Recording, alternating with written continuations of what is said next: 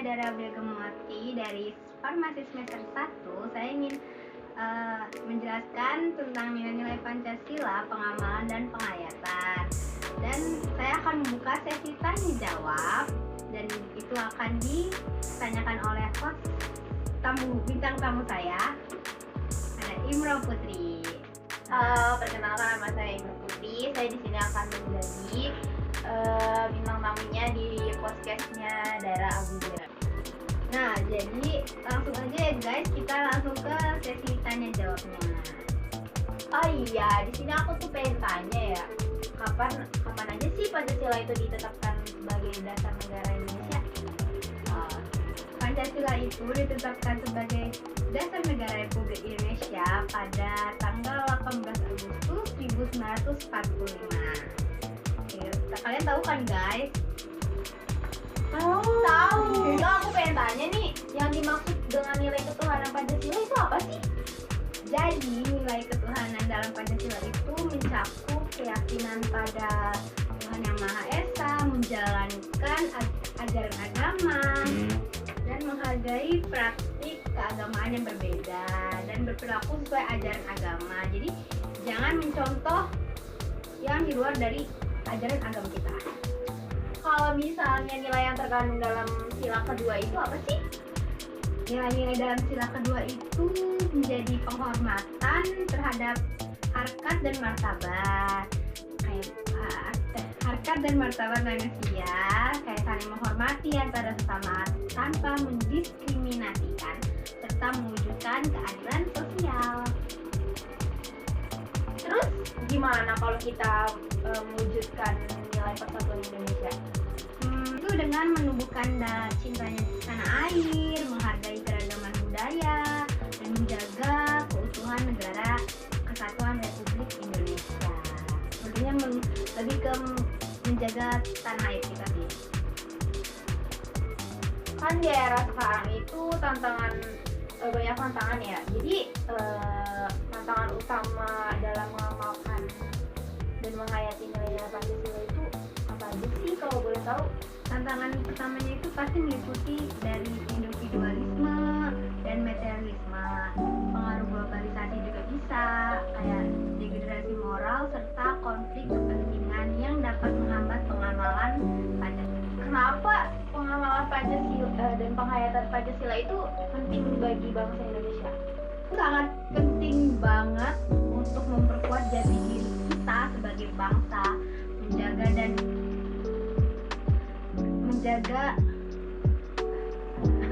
menjaga persatuan dan kesatuan Indonesia serta mencapai kesejahteraan bersama. Jadi itu sangat penting. Terus salah satu upaya untuk bisa dilakukan untuk memperkuat pengamalan Pancasila itu apa aja?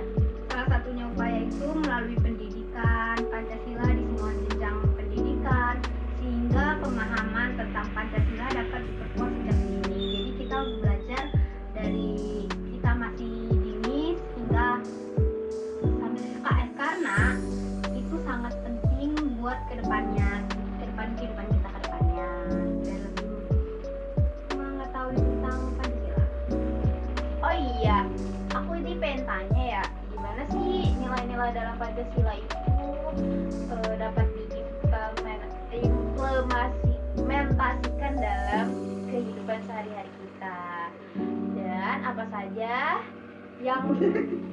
saja tantangan utama kita di tengah perubahan sosial dan globalisasi.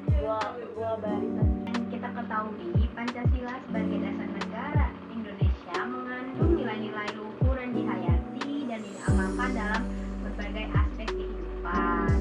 Setiap sila dalam Pancasila itu memiliki nilai spesifiknya yang berperan dalam membangun masyarakat Indonesia yang adil dan sejahtera. Nah, contohnya itu kan sila pertama itu bunyinya kan ketuhanan yang Maha Esa, ya, di mana sila ini menekankan pentingnya keyakinan kepada Tuhan yang Maha Esa serta pelaksanaan ibadah dengan sesuai agama masing-masing. Pengamalan nilai ini dilakukan melalui toleransi, penghormatan terhadap perbedaan agama, dan keyakinan. Sila kedua itu berbunyi kemanusiaan yang adil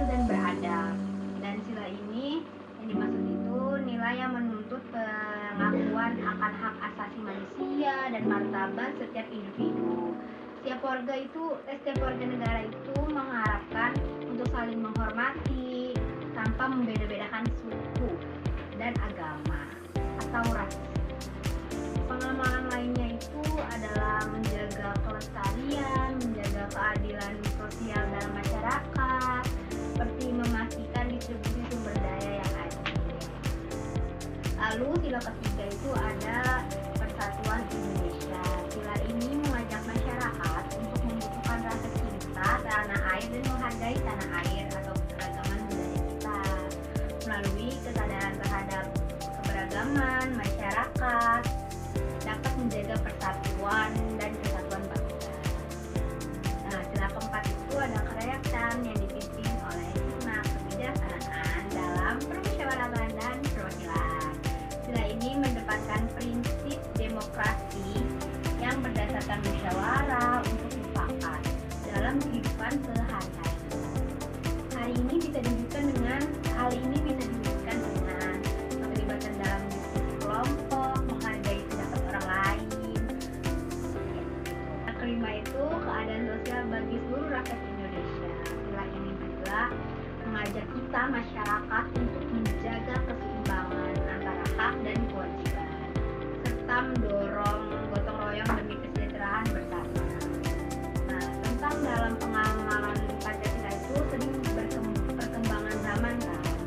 Tentang dalam pengamalan Pancasila semakin nyata, seperti individualisme dan materialisme itu seperti gaya hidup yang berlebih dan konsumtif semakin meningkat, ya, yang mengurangi kepedulian terhadap nilai-nilai kebersamaan dan gotong royong. Yang kedua, pengaruh globalisasi. Derasnya arus globalisasi juga dapat globalisasi itu bisa mereduksi pemahaman terhadap nilai Pancasila karena budaya luar lebih mendominasikan, terutama dalam gaya hidup generasi muda.